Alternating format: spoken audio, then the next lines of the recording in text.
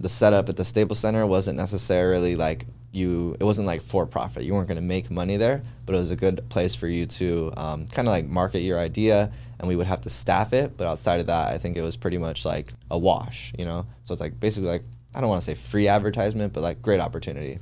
And my business partners were not really feeling it. And I mean, after now opening my restaurant, this being our first year and seeing all the difficulties and the struggles from like, you know, actually money coming out of my pocket, I kind of get it, you know, it's like.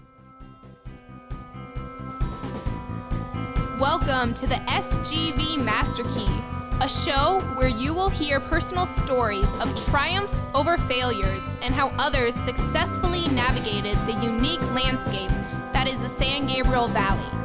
What makes us different? Well, just like you, we have chosen the San Gabriel Valley for our home or businesses or both.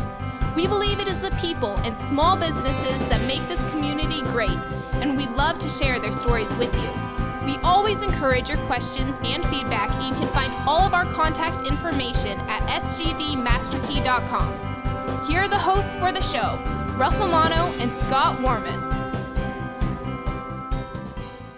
All right, SGVers, welcome back to another episode of the SGV Master Key podcast. It's always great to bring you an episode, and especially when it's something that's of interest to us. And some of the things that are always of interest are food, but another thing is basketball.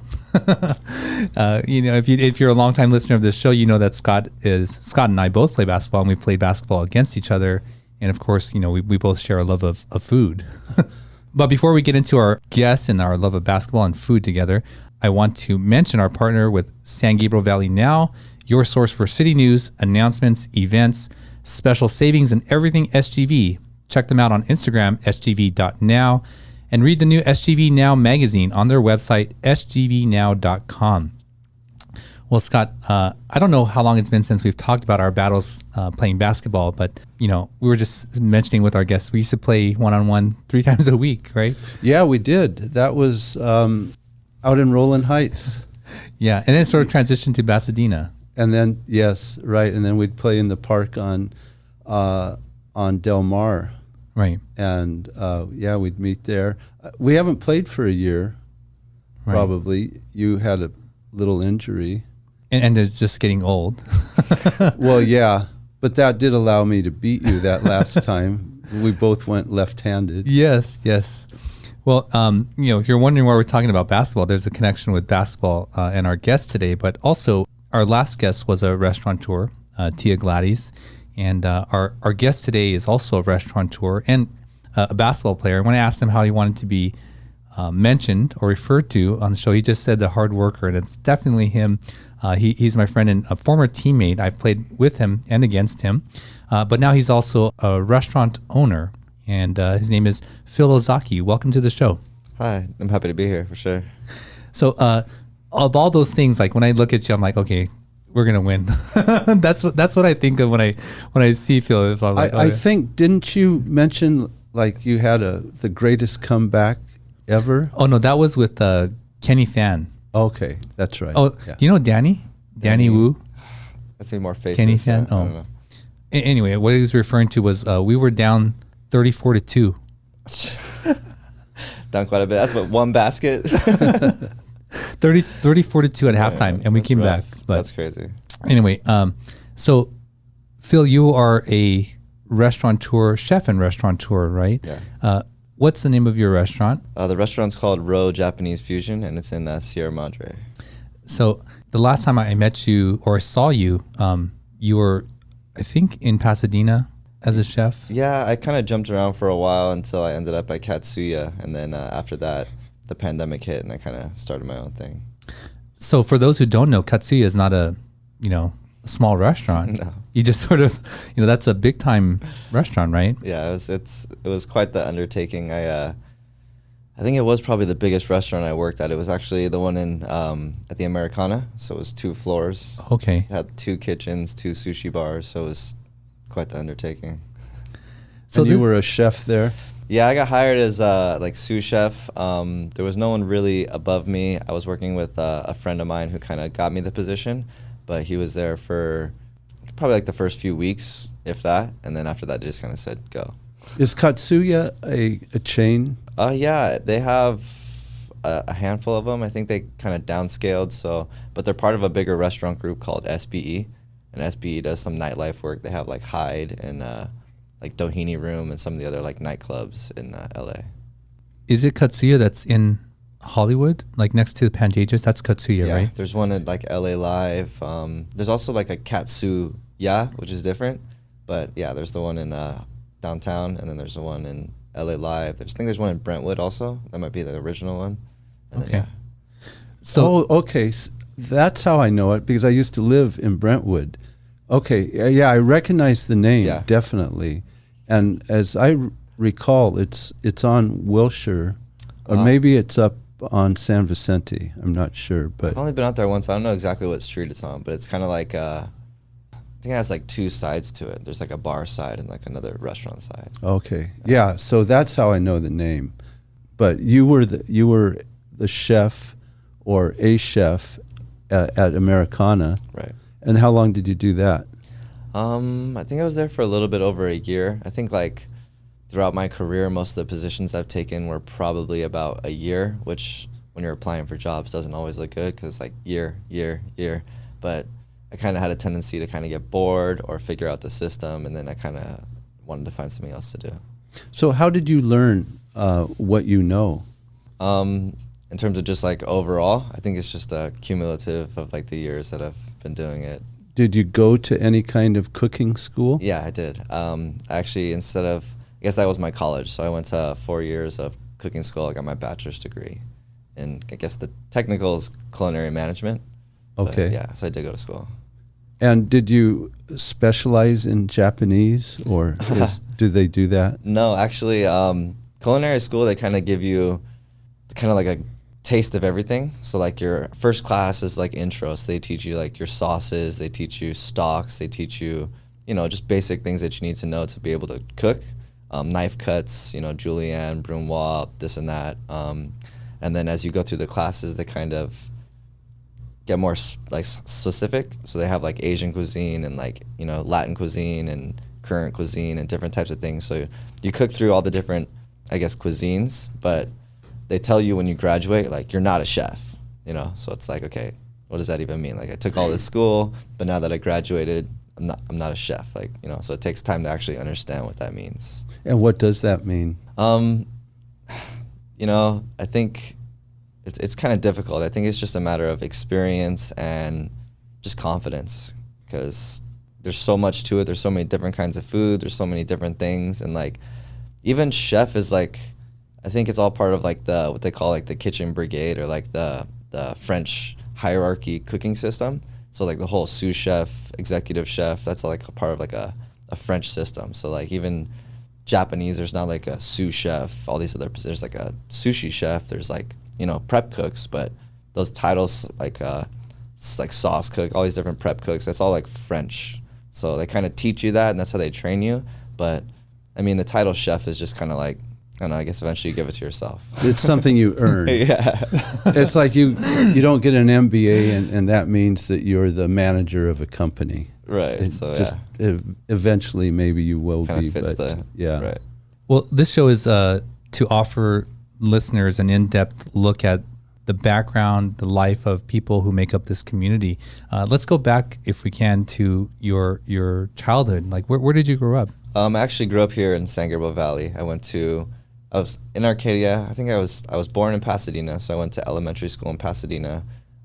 Actually moved to Sierra Madre for like a year or two, and then I moved to Arcadia. So Arcadia was like from second grade to high school. Okay. Yeah. So you're a native to the San Gabriel Valley. Most definitely, yeah. I've lived in my same Pasadena house since I was born. My mom kind of jumped around, so I moved, like I said, Sierra Madre, Arcadia, and then I didn't make it through high school, so that was like a whole different experience. I actually got sent to Mississippi because I got in some trouble. So Oh, wow. yeah, that was like a big thing for me. Mississippi is quite a ways away. Yeah, it's far away from all my friends. So yeah. Did you have to go stay with family? Or were you in a federal prison? Yeah, it was like a military home. So I was actually like kind of correctional. I was at Arcadia High for like a year or so, And then after that, I actually got kicked out of Arcadia High, and I was supposed to go to that alternative school. But most of my friends who were troublemakers already went there, so I was pretty excited to go. So my parents were like, okay, maybe it's not the best idea to send you where more of your terrible friends are, So they just completely uprooted me and sent me to Mississippi. Wow. Yeah. Wow. So, I mean, my question was going to be to you, like, what are some of the things in your early childhood that have put you on this path to being a chef? I mean, certainly that must have been one of them. Yeah, definitely. I think that was probably the biggest one, because before that, I think leaving high school, I was pretty much headed on a straight track to like prison or, the grave. Like literally, it was just all bad. So my parents probably did the best thing for me and sent me to Mississippi, where I kind of just totally changed my perspective, gained some like morals, ethics, just, totally changed who I was. And I was able to pick up, some hobbies. While I was there, it wasn't really the best. We didn't get to really go anywhere. So it was like we were confined to the home. We lived in the house, didn't really ever leave the house. So I actually got to work into the kitchen while I was there. And as weird as it is, like washing dishes was actually like a privilege, So I got to work in the kitchen, and eventually I kind of worked my way up in the kitchen over there. And I found out that I like cooking. I like, seeing people happy, eating food, the prep, all the things that go into making food. And the city I was in Mississippi had maybe 5 restaurants in it, and like, yeah, exactly, yeah. So, and then in the South, there's a popular place called Waffle House. Yeah. So, yeah. Which I love, by the way, because they're open 24 hours, and you can just always go in and get eggs and waffles. Yeah, the most basic, definitely. I've never been to a Waffle House before, but that's pretty cool. Yeah, it's pretty basic. It's kind of like it's lower level. It's not. You wouldn't want to go there, but I would. Definitely. But yeah, so in the entire city, I would say there was a total of 5 restaurants, one being Waffle House, and then there was this restaurant that was actually across the street from the place I was at. So after kind of moving up in the kitchen and gaining some, I guess, like, I wouldn't say privilege, because there wasn't too many privileges to have, but like some trust, more or less. They actually needed a dishwasher at the restaurant, and after I finished school every day, I got to leave the home and go over to the restaurant and wash dishes. Well, I have to ask this. You may not want to answer it, but what could you be doing that is so bad? What was your life? What was that all about? I think it has a lot to do with just like desire to be accepted and just like get into all kinds of nonsense. So, I was like into drugs. I was into like trying to get into like these cliques and these different like cool things and stuff like that. So just trying to belong somewhere, yeah. And you didn't really belong, but you were just hanging around the wrong kind of people. And I think because I'm mixed, I got along with a lot of people. So it was pretty easy for me to like hang out with these guys, get in trouble over here, and then go hang out with these guys and get in trouble. So it was like, it's really easy for me to find trouble too, because I was pretty You're mixed. What are you? Half Japanese and half, I guess, white, French. Yeah, so Wow. pretty. So you were living in Arcadia. You're going to Arcadia High School. What year was this? I think I was supposed to graduate 2007, so this had to be like early 2000, like 2000, 2001, maybe. Okay. 3 latest. So you like fell in with the wrong people. Your parents took the initiative in getting you away before things got bad. Yeah, I would say more than me getting in with the wrong people. I think I was kind of like the leader of the wrong people. Okay. So like I attracted the trouble to myself. And at one point after I left high school, my parents gave me an ultimatum. They kind of said, look, this is our plan to send you to Mississippi. More or less, you're going to go. So like, how can we like persuade you to not make it difficult to go? And like for a while I was like, this is dumb, I'm going to run away. But I think, honestly, I don't know what compelled me to change my mind, but I decided, you know what, let's go, change the scenery, and I was also in quite a bit of trouble, and so yeah, I think it was probably safer and better for me to go. So your father was Japanese? Correct. From Japan? Yeah, he was born in Japan. And your mother She's from West Covina. West Covina? From right here, yeah. And through elementary school, what kind of student were you? I was actually a really good student, probably up until 4th grade, 5th grade, and I started getting in a lot of trouble. At my elementary school, I remember they gave out this award to like, I don't know if it was one student per class or one student per like grade, but I got this like, I went to the elementary school as Fields Elementary School, and I got the Fields Finest Elementary Award, and that was like probably my last like good thing that I really did. And then from there, 1st grade, 2nd grade, I moved to Arcadia, met some new friends. My friends were great, and then I think like about 3rd, 4th grade, my friends that I had met when I moved there moved away, and I started meeting new people and starting trying to like, where do I fit in? And I think from there it was kind of trouble. Mm.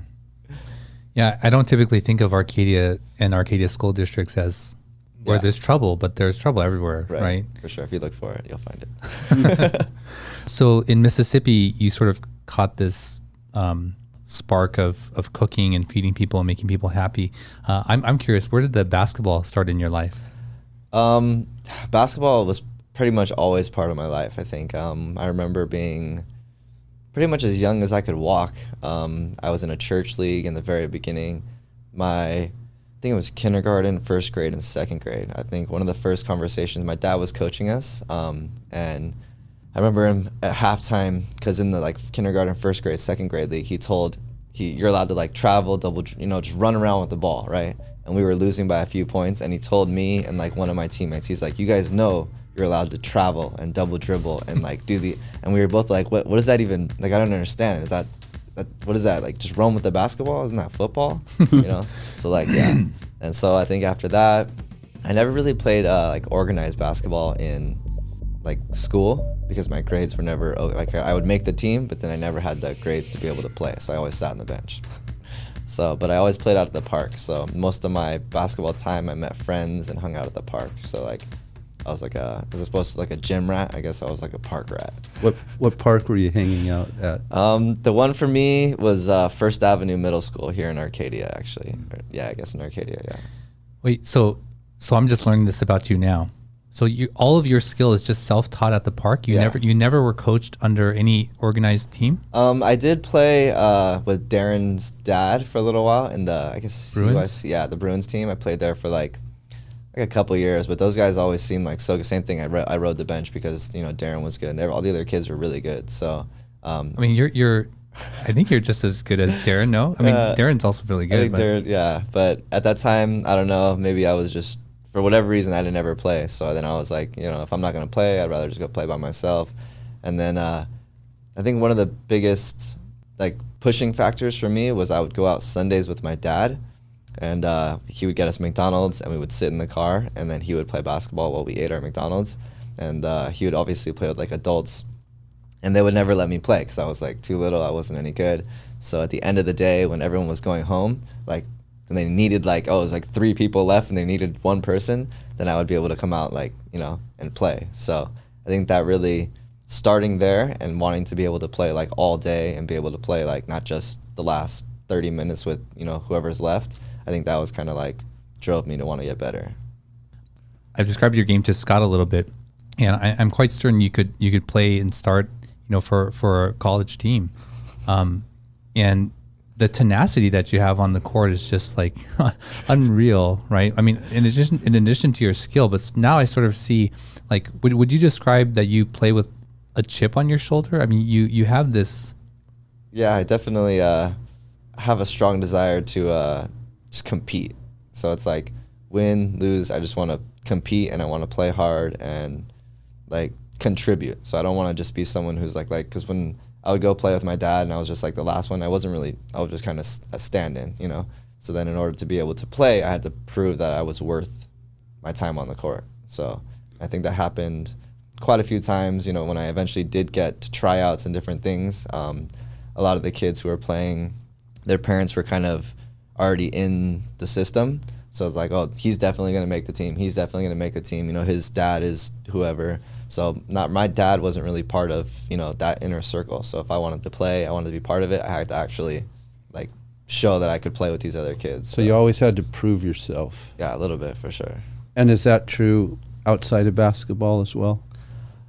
Yeah, I mean, it could be said that, I think that my appearance and my kind of like the person that I look like is very like passive. I don't look like I don't know, just like a real chill person.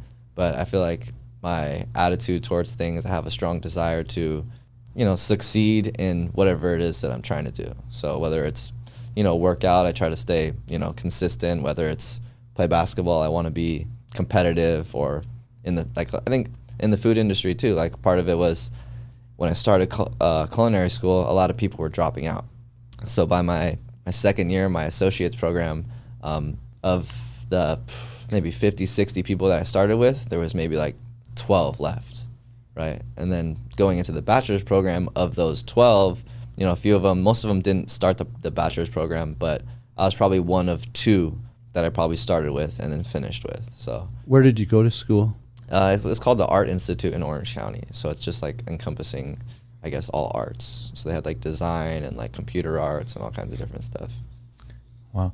So for the listening audience, what are your stats? How tall are you? How much do you weigh? Just so they get an idea of what you're talking about. I'm 5'6", maybe 5'6.5" on a good day. I weigh maybe 130 pounds, so not much. So you're not a dominant looking person. No, definitely not. And people would be, and you look very young. Yeah. So I guess it would be shocking to think that like you own your own restaurant. Definitely. So. Or that you're and a could star score 15 on points on just dominate the whole game and the pickup game. Really? Wow. Yeah. Oh yeah. So yeah, it's probably a real surprise when people go up against you, huh? Yeah, it's pretty fun because a lot of times I'll get picked last, or or whenever literally I'll get picked last all the time, and I just laugh. I don't really mind at all. Or whenever we start playing against teams that don't know us, like I'm sure we saw it a bunch of times, they'll put usually their worst player on me, which is like, it's great for me. I love it, because like I'll kind of play it off for a little while until I have like, a handful of points and I've like ran around a bit, and they're like, okay, maybe we have to switch. This is not gonna work, So for me, that's like a funny moment when that happens. Yeah. Right. Actually, when I saw you at the park, I was sort of shocked because I was like, there's no way there's any competition here for him. Yeah. He's just gonna dominate. He could score every point in the game and win the game by himself. Yeah, probably. Like literally. So where are your good shots? Like, I like to get to the basket because I just like to jump around and fly around. But mid range, I like to take a lot of mid range shots because it's like you can kind of break down, get moving, get people moving off their center of balance, and then you can just like stop and shoot. So that's kind of fun for me. But he's also crafty at the rim because, like, you think you can block him, right? Mm-hmm. You think you can just get. I don't know how you must release it at an awkward point, but you can't. Yeah, I think I learned that from my dad's even shorter than me. So some of his shots are like he'll shoot it down from like his knee, and I'm just like, okay, I think I'm gonna take that one. But wow, yeah, that's definitely been my experience with Phil. And at one point I think we had you and Darren on the same team, maybe even George. I think the three of us. Yeah, we had Darren, George, and myself, and it was literally you just toss them the ball and you don't have to do anything. It was fun. They'd be gone in a second, and there's a layup, and that was the whole offense. Yeah, I think we won in that adult league. I probably won like at least 10 seasons back to back, and it was just like, yeah. Wow. Well, yeah, I don't know if you'll ever get to play with him or see him, but yeah, that's. But let's get back to the restaurant and that whole journey. So when we were playing, I remember you were in Pasadena, and then you went to these different places. Did you always envision opening up your own place, or how did that all come about? Yeah, I mean, I think the restaurant that I was going to open has changed. I think since I left, because at the place I was at, Mississippi, I actually got to work with the owner, and he explains to me how difficult it is and a lot of the challenges. And, for me, I was just like, say less, I want to do it, So since then, I've kind of been set on trying to open my own restaurant. After going to culinary school and doing all these other things, people are constantly telling you like, oh, it's so difficult, so this, that, maybe you shouldn't do it. But leaving Mississippi, I wanted to open a barbecue restaurant because I love barbecue. I just love barbecue. Like Texas style or low and slow style? Yeah, exactly. And since then, I think I've gained different skills, and my dream restaurant to open became actually a breakfast restaurant. So that's kind of like my back burner idea right now is a breakfast restaurant. But Japanese, I never really did Japanese at all. I did French, I did American, I did a lot of American food. I even did some Greek food. Because every different kind of, I guess, cuisine has its own ingredients, has its own like cooking styles, has its own traditions. So every time you decide to learn a new type of food, you kind of have to learn, kind of, I don't want to say from the ground up because you have, core skills, but you have to kind of learn what their spices are, what their herbs are, what kind of base ingredients they have, because most cultures have kind of staples that they use a ton of, and then the rest of their food kind of goes from there. Okay, so before the show, we were talking, and you said you had a business venture before the current one, right? Can you talk about that? So I think my first real chef job was at a restaurant on the west side called Plan Check. They do like burgers, and I was given a great opportunity by like a mentor chef, and kind of, I guess when he hired me, he actually told me, because like we don't really do it anymore, but like when you start a chef job, a lot of times they'll have you do like a tasting or what they call a stage. And so you come in, you cook however many items, and you kind of show off your skills. I did my stage, and afterwards he literally tells me, he goes, "You have the worst stage I've ever had, like the worst food I've ever had." And I was like, "Oh man, this is not good. Like, this is not starting well." He goes, but when I gave you criticism, I gave you feedback, you took it really well, and so I'm gonna hire you. So I was like, cool, and so that was probably the first real legitimate chef job that I had. And while working there, I was probably there for like I said, just over a year. And these other guys had come up to me and they asked me if I wanted to help them create a menu for their restaurant concept, which was, it's still around. It's called Dirt Dog. It's in, the original one was off of Figueroa by the Staples Center. I think they have one in Pasadena and Las Vegas now. But they initially just asked me if I wanted to help them create their menu. So that was like, a great opportunity. I wouldn't have to leave where I was at. So I was pretty ecstatic to do that, especially that someone was interested in me outside of like, so I helped them create their menu. And after I helped them create it, they offered me a position. They said, okay, do you want to take, a percentage of ownership, and, we'll put you on salary and have you work with us. And when I took the initial opportunity to create the menu, the chef that had hired me in the beginning at Plan Check, he told me, he's like, "Look, I don't think you should do it, but it's a great opportunity for you, because I know if you do it, you're gonna end up leaving here," right? And I was like, "No, I would never do that." I'm like, "No, I'm loyal, of course not." He's like, "No, this is how the industry goes. Like, they see talent, you move on, but he's like, it's a good opportunity for you, so I'm not gonna slow you. I want you to do it." And so I had to come back to him, 6 months later, like, "All right, chef, you might have been right, So he said, "I understand. So, you should take the opportunity and, live your life." So I ended up leaving. It was a really cool, it's probably one of my favorite jobs that I've had.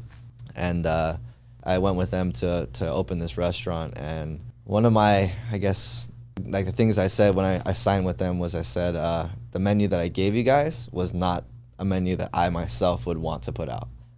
It was based on an idea that they had already had, but I said, if you're going to hire me as a chef, I want to change the menu to what I would want, and then we can kind of go from there. So they said that was cool, and so I actually got to really put my hands on the menu and create the core of what they were doing. And I got to have a lot of input in, decor, marketing ideas. One of the ideas I had was to trademark the official hot dog of Los Angeles, right? Because there's like the Coney Island dog, the Chicago dog, the Sonoma dog, like the Arizona, all these different hot dogs. And I was like, well, Farmer John, one of those like hot dog companies, they said that like the official hot dog of Los Angeles was like the street dog, right? It was like the bacon wrapped hot dog with like the onions and bell peppers. So I said, okay, well, if that's the official hot dog and that's like the staple item we're gonna sell, like we should maybe trademark being the official hot dog of Los Angeles, and we'll be the official hot dog of Los Angeles. So we entertained that.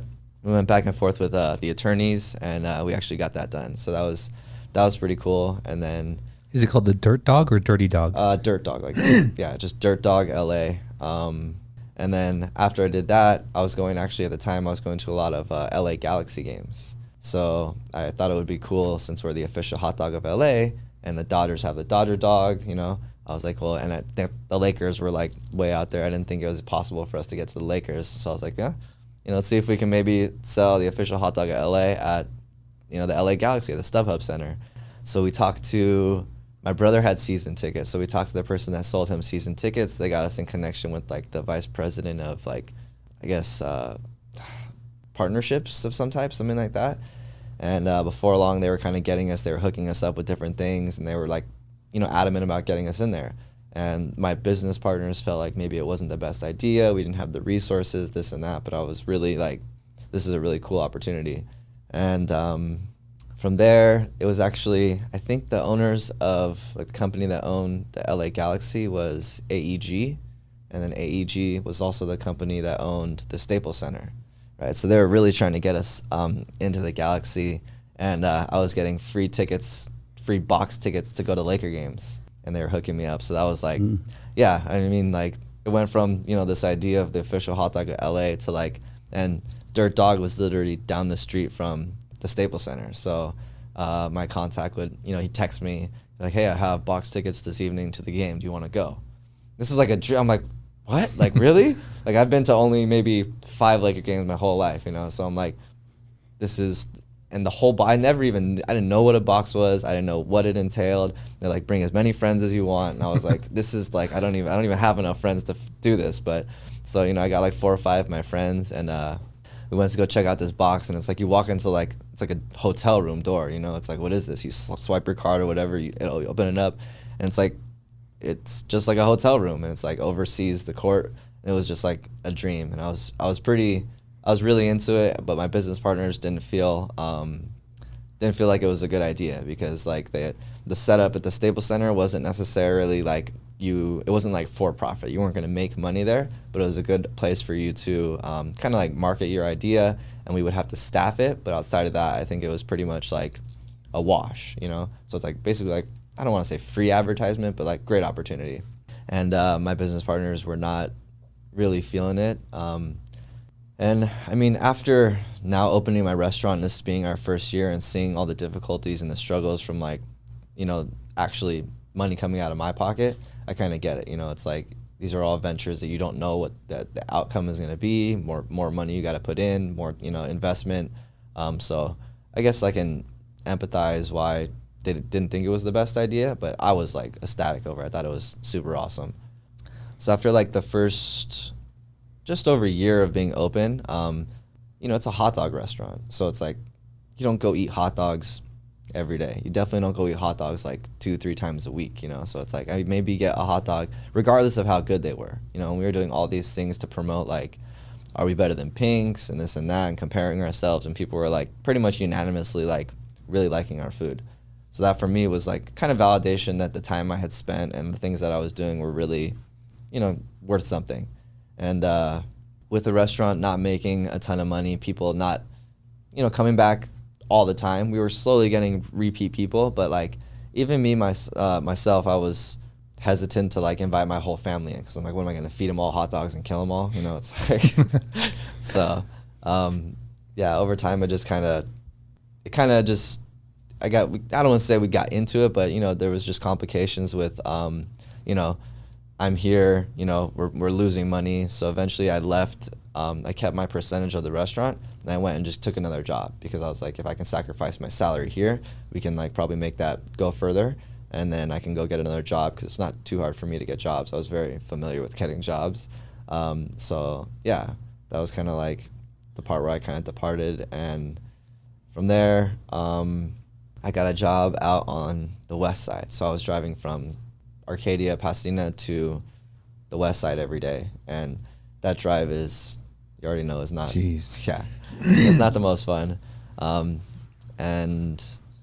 I didn't really have time at that point, because I was working 10 plus hours at this place, to go stop at the restaurant very often. So kind of like, they were like, oh, well, you're not coming in anymore. You don't really care anymore. They also wanted to turn, I was pretty like passionate about keeping it true to like the hot dog concept. And we kind of wavered a little bit, and we went from just hot dog to like LA street food. So we kind of did like elote. We did some churros and some different stuff like that. But they wanted to add tacos. They wanted to add hamburgers. They wanted to add all these other things. And I was like, I don't know. I kind of feel like we're losing our identity by just, really just making everything. So that's I think where we really started to kind of disagree and go our separate ways. And they eventually, after me not being there for a little while, they offered me, a certain amount of money to buy out my percentage. And I was like, no, I think I put enough time and effort in here, and I think it's a good concept at this point to like move forward. So I was like, no, I think I'm just gonna hang on to what I had. And then from there, it got a little bit more difficult, and they like strong armed me out. So I was like, whatever, I'm not gonna, Strong arm, like showed up at your house at night. Not quite that serious, but so they made like an initial offer, and then they came up with this second offer, and they basically hit me with like, okay, well, technically the restaurant's losing money. And I didn't put any money into the restaurant to start, right? I just was given this percentage. And I didn't really have any money to lose. So they were like, okay, well, if we end up taking a loss, you're going to be liable for some of the loss, right? And I was like, I think I was like 22, 23, maybe 24 years old. I was pretty young still. So I was like, look, I don't have no money to give you. So if you're just going to offer me this little bit versus what you offered me like a month ago, versus me losing money, I'm like, I can't lose money. So I'm like, I'll just take it, whatever, and I'll leave. So that was the end of that. Wow. Yeah. They sort of pushed you out, and I imagine that you're no longer friends with or speaking to these people anymore. Yeah. I think when we started, there was essentially 4 of us, like the main person, and then 2 of us, his really good friend who, he was kind of like in and out. He was like in to help us because he had a lot of restaurant experience, but then he wasn't really hands-on. So he stepped out pretty quick, and then the 2 of us who were left were brought on. One of us was supposed to be, my partner was supposed to be, I guess, like marketing and like kind of like community outreach, which is supposed to be a big part of what they were doing. And then I was like the chef operator kind of thing. So the 2 of us both, I don't know what happened to him, but I think both of us are gone. So it's just the original owner now. I see. Well, I want to get into the story of how your current restaurant came to be, but before we get into that, we ask each guest to bring an item of significance with them. What did you bring today with you? I actually brought a chef knife. Specifically, this knife is significant to me because, in reality, this is definitely not my most expensive knife. It's not really anything overly great, but this is definitely the knife I use every single day. Can you show it here? Yeah. So you use this one every day? Yeah. So is that something that a chef would do? Have a favorite tools that they use? When I bought it, it was like my first investment in kind of like myself, because every kitchen you go to, they have knives, they have all the stuff you can use, but people drop the knives, people don't really care. It's like house sharpened. It's never really that sharp. So when I got this one, I decided I wanted to get something that I could use, something I liked, something I would take care of, something that I learned to sharpen myself. So I went to Sur La Table, and they had a sale. They were already having a sale, and then they had these like kind of like out of the bunch knives because it's supposed to be sold in a set. So I guess this knife was supposed to be sold in a set. They didn't sell the knife in the set, so it was like an individual. I can definitely, but so right now that knife is probably like $120. But when I got it, I think they priced it because it was on sale for like I think like 100 even, maybe like $95. And then it was my first opportunity to get what they call like the industry discount, right? So I felt really cool. I got like, oh, I'm part of the industry. I get to get this 10% discount. I thought it was the business. So I ended up getting this knife for like $80 to $90. So I figured if I lose it, I break it. It's not the worst thing, but it's an investment in myself. It's a decent knife. I'm gonna try to keep it sharp, try to learn to sharpen it. And as I started using it, I saw the benefits of having my own knife because I always had a sharp knife. I always was and I went home and it took me probably like 3-4 weeks of trying to learn how to sharpen it and watching TV and trying to sharpen it. Actually trying to get it sharp, but it was a skill I picked up because I did not know how to sharpen my own knife before. And here I am, probably like 10 years later, and I still have this knife. I use it every single day. And for me, when I have a new cook that really wants to show that they're passionate about what they're doing, they actually care, I have them buy their own knife because it kind of shows that's a commitment to what you're doing. You know, it shows that you're going to take care of your stuff. You know, you actually care about it being sharp. And then if you're using someone else's knife and you drop it, you understand what that would feel like if that was your knife and you dropped it, you know? So it's like, it's not quite, you know, it kind of just has a lot of significance. And not to mention, it's like, you know, the tool of the trade, like without a knife. Sure. Yeah. It's common then for chefs to have their own equipment or their own favorite tools to use? Yeah, I think that's one of those things that like kind of differentiates you from like just cook, where it's like just a job, to like maybe that, you know, passions where it's like more like a chef, you know, because I probably have 7, 8 knives, and they're all different, you know, lengths, different widths, different, you know, they all do different things. This is definitely not, I have like a $700 knife that's like, I thought it was unrealistic to buy a $700 knife. I didn't think it actually did anything. Like, was it cut the meat for you, you know? But after using it, I actually did notice a significant difference.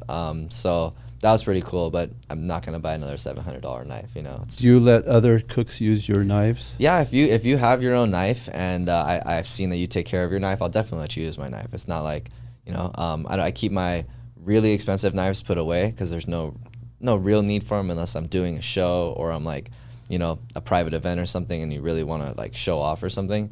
But outside of that, I have probably 3 or 4 knives that I use every single day. There's this one. There's a short, what's called like a paring knife. It's just like a short little all-purpose knife. And then I have like my my like fish cutting knife because I cut sushi now. So those are pretty much the main ones. And I have another thin one that I like take scales off of fish with, but these are my 3 like daily drivers, I would say. And you say you would use it when you do a show. You mean like you're filmed doing yeah, something? I mean, I've definitely done like a couple like small filmings. The other thing is like when we go to a private event and, you know, you're cutting for audience or something like that, you know, I guess it's just a little bit nicer to have nicer knives. It's kind of, and it makes you have a purpose for your knife. Otherwise, my knife just sits there, right? Yeah. Well, I love to cook, and I know that a dull knife is like the most dangerous tool in the kitchen if it's dull. For sure. And I think the quality or the difference between an expensive and a you know, cheaper knife is the quality of the steel, which translates to how long or how well it keeps an edge. Yeah, definitely. Right. How many grades are you using stone? Yeah, I generally kind of go through like 2 or 3. I don't know what the stone is I've been using recently, but it kind of doesn't really. I have like a ceramic stone that as you wear it white? down. One side's white, it's like polishing, man. And the other one's like orangish, like kind of like chalk colored. But those ones, as you use them, they wear down, so you have to flatten them again, right? Otherwise, your knife doesn't stay flat. Right. There's one that I've gotten recently. It's called a glass stone. I don't know exactly what it is, but it doesn't wear down. So it's like it keeps the grit and it doesn't wear down. So that one's really easy to use daily. But when I really want to get my knife sharp, I use the ceramic stones that are like water stones. So I like this because I'm always curious about these things. I don't have a high quality knife to even buy that stone. Right. But if I did, I would buy that stone. Yeah. And it was definitely a process because the stones are like $100, 80 plus, you know, $80 to $100 a piece. So it's like you get the knife, then you get the stone, then you get the part to flatten the stone. Do you do this kind of work at home, or do you do it at the restaurant? I do it at the restaurant. Yeah, I keep all my stuff at the restaurant now because I'm there more than I'm at home. When I'm at home, I'm like eating, sleeping, taking a shower, and getting ready for work again. You know. So I'm really interested in hearing about the restaurant. And really quick before we do that, let's take a quick break, and we'll be right back to thank our sponsor, Warmoth Law. At Warmoth Law, they believe that just because you speak a foreign language, come from a different culture, or simply don't know how to navigate the legal system, that should not prevent you from compensation from injury or receiving benefits. They've been helping SGVers like you for over 38 years. Visit law888.com or call them today at 626-784-7017 and tell them you heard about them on this podcast. All right, we're back with Phil. So this whole time we've been building up, you have a new business venture. Tell us about that. So after the pandemic, I was working at Katsuya to like through the majority of the pandemic, I guess like the crazy part. And then I kind of left Katsuya and went on like a snowboarding spree, I guess. I went snowboarding for like almost 2 months straight. I was at Mammoth. Because it was nice because with the pandemic, the mountain was pretty much shut down. A lot of the hotels weren't bringing like visitors in. So my friends ended up getting a rental that they were staying at. So I was going up and staying with them for like almost 4 to 6 days at a time, and just like snowboarding, coming back, checking out my pets, and then going back and snowboarding. So I was kind of like just like a snow bum for a little while, and my buddy Eddie texted me because we had been looking at restaurants probably for 3-4 years. We just, he shows me something because he does real estate, just like commercial and residential real estate. So he would send me stuff. We like it, we don't. We check them out. We talk to the broker, whatever it is. But he sent me this one in Sierra Madre. He's like, "What do you think about this?" I looked at it, saw the price, went to check it out. We ate dinner there a couple times, and it's kind of like, at what point do you decide like to go in? So I kind of we had thought about it, talked about it, and this was like kind of coming back out of restaurants being shut down, and like all these different things that happened during the pandemic. So all things like calculated, considered, we're like, I think this might be the opportunity that we're looking for. It has a patio. It actually has 2 patios. It has its own parking lot. We had been wanting to be in Pasadena because we thought that was like the hustle and bustle, but we had decided that I think over the next 5 years or so, Sierra Madre is going to become a lot more, just a lot more popular, with people getting tired of Old Town Pasadena. Just kind of, I think in Old Town Pasadena sometimes at nights gets a little bit like, I don't want to say trashy, but it gets a little crazy. Does it? Yeah, it definitely does. Oh, I haven't been there at night in a long time, really. Yeah, it gets a little messy. So, think something a little more peaceful, a little bit more like unknown to like grow into the space. Not to mention like rent in Pasadena versus rent in Sierra Madre. It's crazy different, So we were able to get our own parking lot, a patio, a nice sized space for a very reasonable, price. And that when we kind of talked about it, and finally I said, let's do it. Let's raise the funds and let's get it done. So we worked with the owner, and we were able to get the purchase done. So it was like, so it was an existing restaurant before, and they were wanting to sell and get out. Yeah, they actually they were trying to sell and move to Tennessee. So there's all these things that we're like, okay, well, why are they trying to sell it? This and that. There's all these questions, and we're like, oh well. Everything seemed to make sense, and it was already like a Japanese fusion restaurant. But the owner I think he's Greek, and his son is like, he's mixed. His wife is Filipino, so like his son is like Filipino Greek, and like, so it's kind of like weird. They're selling Japanese food, but chefing was in the family. The owner, he was a chef, and then his son, he was a chef. His wife, she was a chef. So I think the owner's wife, she was in the hotel business, something like that. So they were just like hospitality all over. So yeah, that was kind of like, I was kind of confused why they chose Japanese food. But a lot of the stuff they did was also catering, because the previous owner, he was a big time like catering organizer at San Gabriel Country Club. So he did that for like, I think like 30 years. So that was, I think, a big source of their revenue. And like I said, breakfast is like, I want to do breakfast really bad, breakfast. But with the existing restaurant being Japanese fusion, with them saying that, it was pretty successful. I wouldn't say it was like, blowing any like records or anything, but it was like, it was pretty good. I was like, I just finished doing Japanese food, so I thought it was a good opportunity for us to kind of keep going and not completely change it up. So did you change the name? We did change the name, yeah. So your name is what? Right now it's Roe Japanese Fusion, like salmon roe. Okay. Before it was Sierra Fusion, like Sierra Madre. So just kind of okay. And did you keep the menu, or have you changed it? The menu changed.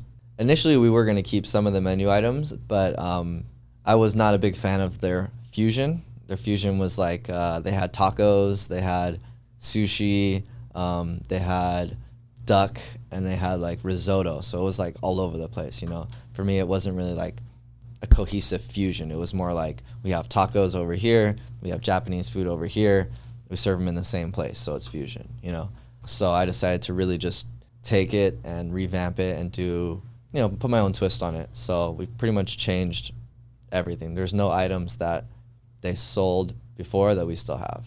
Okay. And how about your customer base? Did that change? Yeah, I think it slowly has changed. We've had a lot of people, because it's like a local community, so they all come out once the restaurant opens up. They all want to check it out, you know. So we had quite a few people who were repeat come back. They've all given us.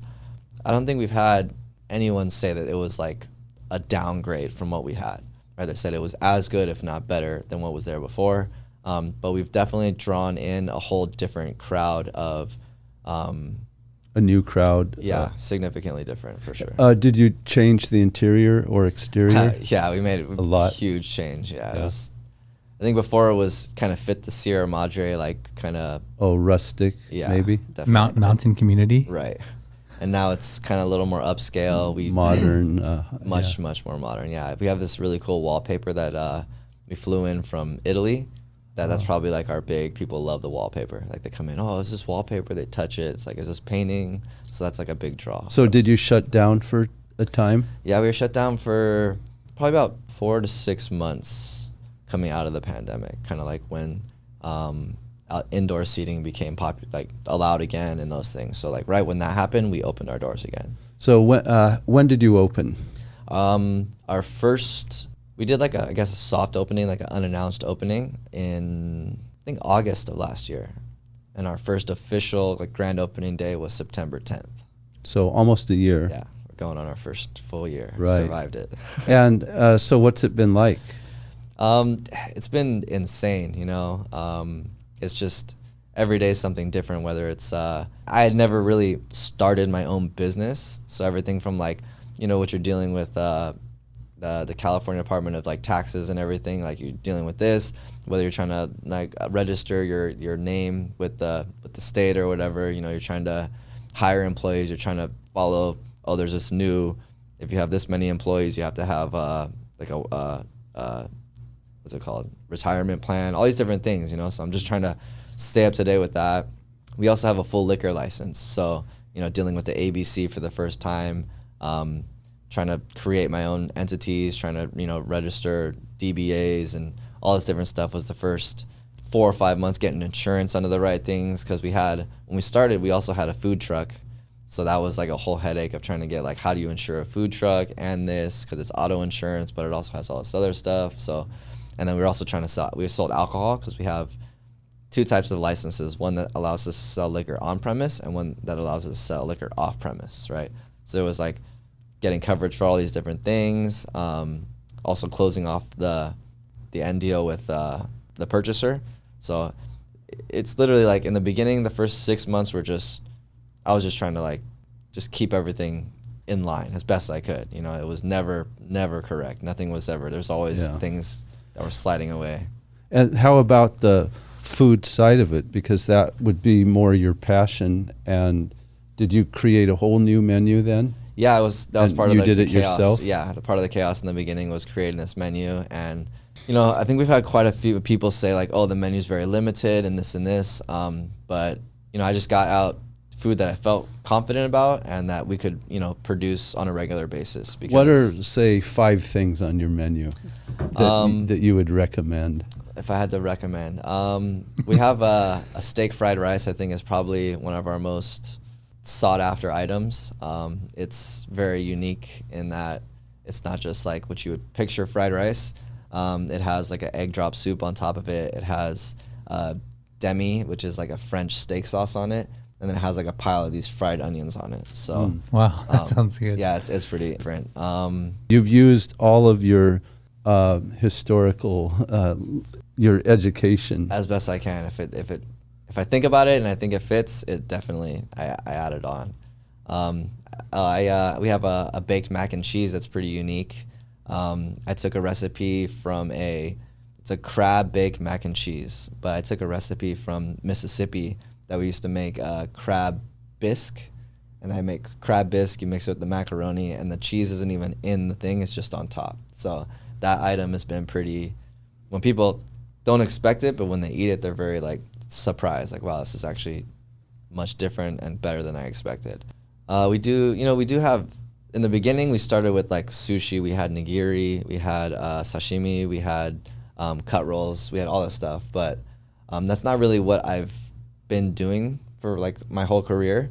And, you know, people were really kind of critical about how we were doing it and like what we were putting out. And so I kind of decided to take it back, just change it, because I don't want people criticizing something that I didn't feel confident about doing with. I can do sushi, it worked out, but people were comparing us to like these dope sushi spots, and it's like, we're not these spots. I want to do fusion food. I want to do hot food. Don't want you to focus and come here and get sushi. Yeah, I'm looking at your site. I see the, fried rice. Yeah. It definitely is way different than. Yeah. But yeah, so we actually took off nigiri, we took off sashimi, took off cut rolls, and we did just hand rolls. So I think my idea behind that was that, if people are upset that we don't have nigiri and all these other things, that they would be like, all right, well, I'm just going to order this hot food then, which is what I really wanted them to order to begin with. So it actually, it worked out pretty well. We do have people who come in kind of confused or this and that, but I would say there's not too often where people leave like dissatisfied. So it was a pretty good move for us. So what time do you go there every day? It really just varies. Like I think when I was doing those caterings, we'd get there as early as like 3 a.m. Recently, my team is we have more of a routine, more of a system, so I can get there like 10 or 11, and I'm there until about 10 or 11 at night. 10, I'd say 10 at night. Every day? 6 days a week, yeah. And you have to do that. You're starting a business, huh? And there was a point, we actually did a catering event like two months back or so. It was called the Pasadena Showcase House. Oh yeah. Yeah, and we actually catered the alcohol for them. They wanted us to do the food, but it just didn't work out. But in doing that, I worked, I think, like about 45 days straight from like 8 a.m. until it was. How do nice. you get that kind of deal? Because I mean, that's a big. Yeah, it was pretty awesome for us. But Chef Edward, the previous owner, that was one of our kind of agreements, in that like he would kind of pass off some of the bigger catering contracts that he had. So got to know the person who helps. There's a bunch of ladies that organize it, but we've got to get in connection with them, and we made nice with them. They seem to like us. They're pretty awesome too, and it's just been a good partnership. We did, during the pandemic, they had something called June Bloom, which is it was like 2 days of kind of showcase house, but it wasn't quite the same. So this past year was our first chance that we actually got to do a showcase house, and it was nonstop fun. I was dead tired at the end of it, but like every single day it was like, you got to see people, you got to meet the designers. The designers were all really fun, and we were passing out alcohol, so like everyone was really friendly when they come to get drinks. So do you have a special of the day every day? No, we don't. We really don't have like. We're really limited on our staff right now, so that's like kind of like the reality of what I've been, what we go through. But and that's what all restaurants are experiencing now. Yeah, it seems to be a pretty like everyone's dealing with something like that. But we're actually gonna roll out an extension to our menu for our 1 year, I guess, anniversary. So we've right now we're only open from 3 until 8:30. But starting 2 weeks from now, we'll be open from 11 a.m. until 8:30 every day. And we're adding 14, 15 new items. Wow. So yeah, it's like a pretty big jump. You may have just crushed Scott's ideas of having lunch. I don't know if you were imagining going there for lunch. Yeah. But You wait 2 weeks. You come on in for lunch. Yeah, right. Give us 2 weeks. But I was looking at all the food and the wallpaper that you're describing. Yeah, I saw that wallpaper. Wow. Yeah. It's beautiful. For the listening audience, well, maybe you can describe it so they can imagine what that looks like. Yeah, I guess it kind of looks like a dancing koi fish kind of thing. It's like the colors are, I guess they say it's sea foam, and I've become very accustomed to the sea foam right now. If they ask me, what color? Sea foam. Where's the sea foam? Oh, yeah. It's like It's kind of blue. Yeah, it's like a turquoise, like nice, approachable blue. Maybe close to like teal or something. But exactly. It's beautiful. It's like it's the whole wall, floor to ceiling, and I would guess maybe over 20 feet. Yeah, it's definitely. But it looks almost like a Japanese tattoo style of koi fish, right? Yeah, it's exactly what it's like. Yeah, beautiful. And the restaurant itself looks, I would have guessed it's like a high-end restaurant, Yeah. And when I think of going to Sierra Madre, it's not a place where I would go as a destination to go eat. If I'm in the area, I may eat there. But this restaurant feels like it's a place that someone would go to, right? So like actually say, okay, we're going to go here tonight. We are trying to draw more people in like that. we had a lot of like the Japanese food, but we're trying to kind of implement more, like we're actually adding ribs to our menu. So like I said, I love barbecue, and so we did a catering event where a local family like was very adamant about us adding ribs. So, you know, I get very happy and excited when I get to do things that I like, and making ribs is like, I love making barbecue food. So that's gonna happen in 2 weeks. We've sent out samples. Everyone is unanimously pork ribs. Pork ribs, yeah. They're spare ribs. They're extra. They're beefy. Like literally, if you can eat a whole rack, I'm pretty impressed. Like, so you've already found your supplier. We keep it pretty basic. We just have our basic meat supplier, produce company. We use like Cisco for all our dry goods. Foils and plastics and bags and things like that. We have a seafood company, so they're pretty like specialized with what they sell, and everyone's given us pretty good service so far, so we're good. Awesome. Yeah, I'm really excited to try it, and just to see the restaurant. I want to see the wall in person. Yeah. We're going to transition now to a segment where we get to learn a little bit more about you and your favorite things, and I'm always excited to learn something new, but especially someone who is so knowledgeable and passionate about food. So let's get into it.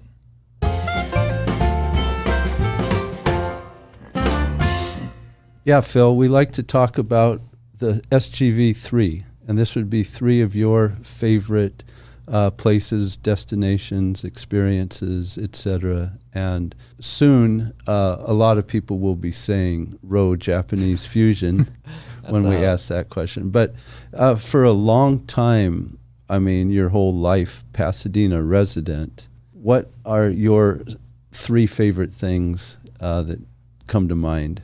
So I think being in like this area, I think for me, basketball has always been super, a big part of me. So I think just the basketball courts, First Avenue Middle School when I was a kid, that was like a big thing, being able to go out to the park, see. I probably met half my friends, playing basketball. So basketball, going out to like public parks, the Del Mar Park, just wherever it is. I think for me, this area, playing basketball in this area has been very influential for me.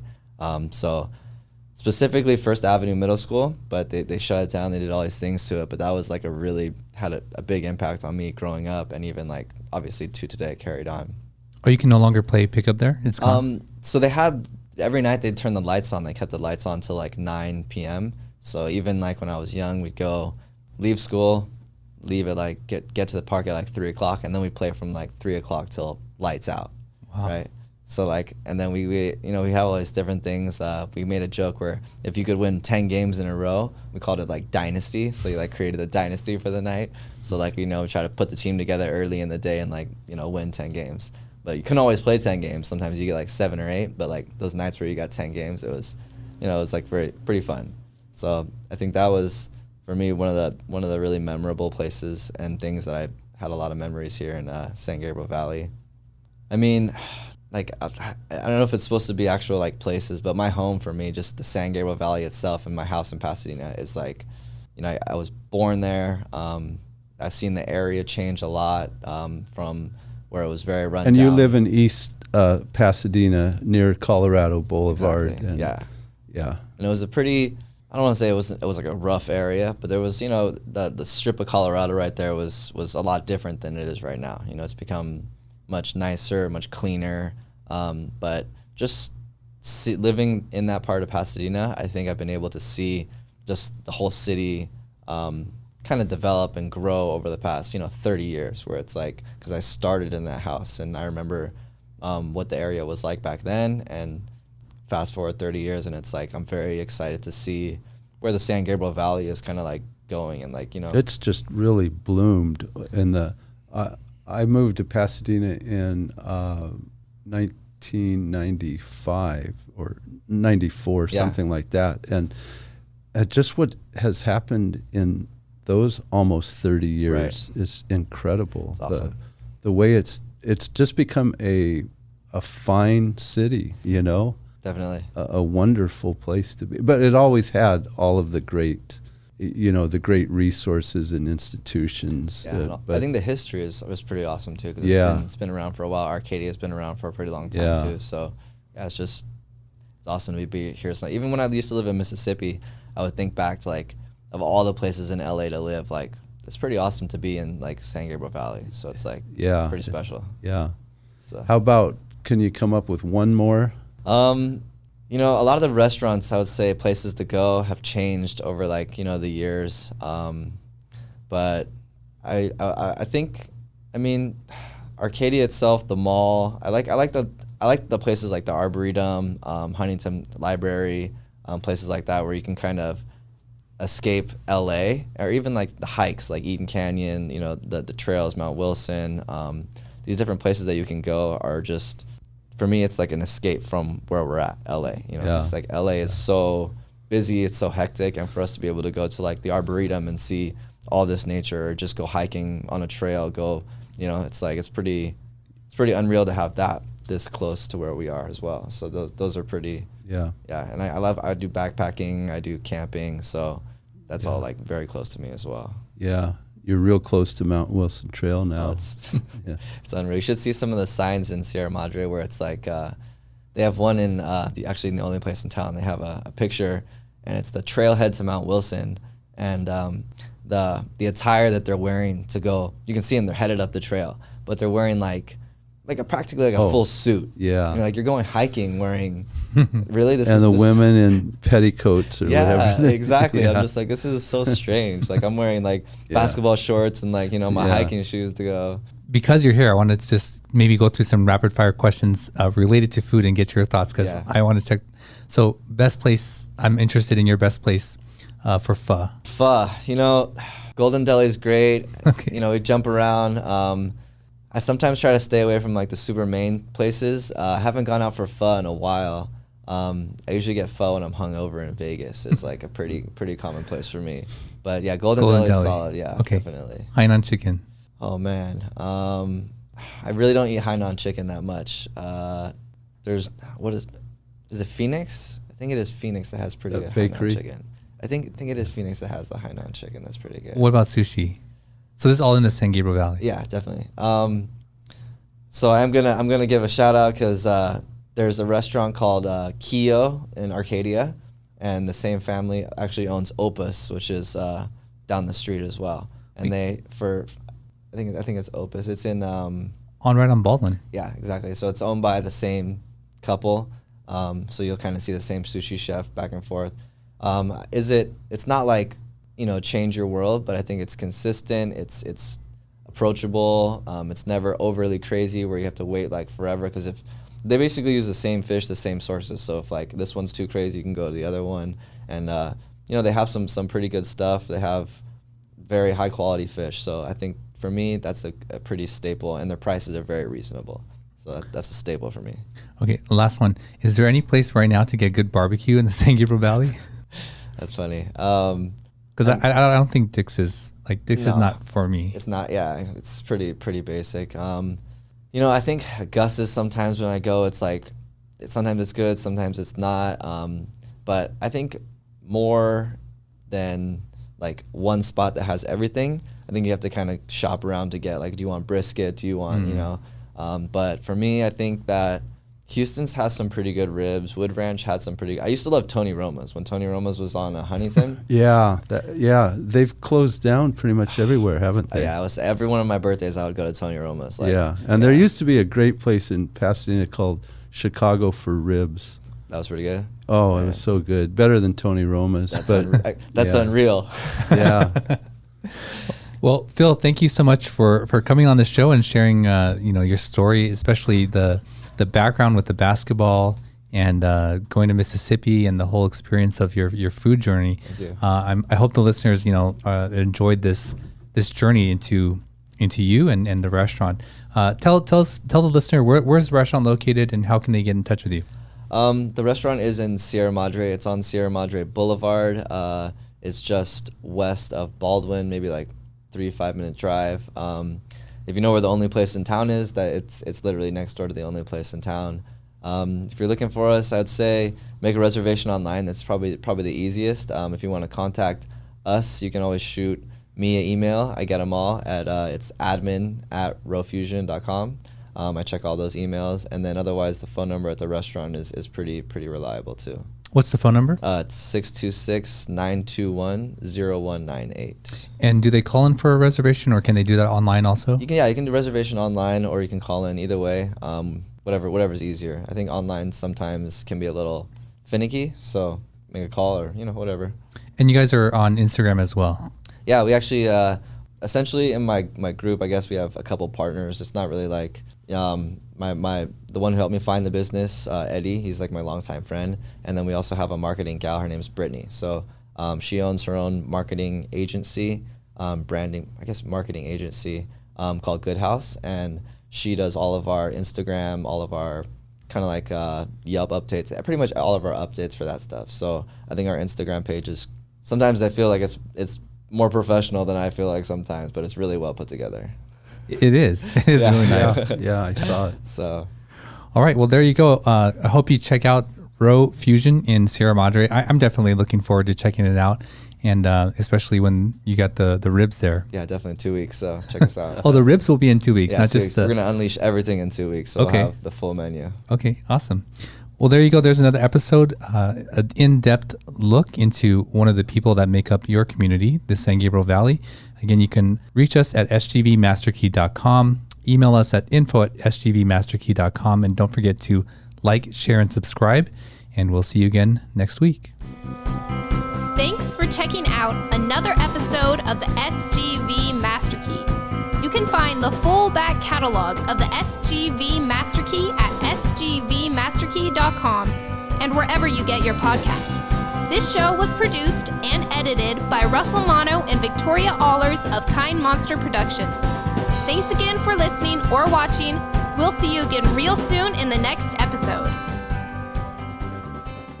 Nice mother. No, kind mother.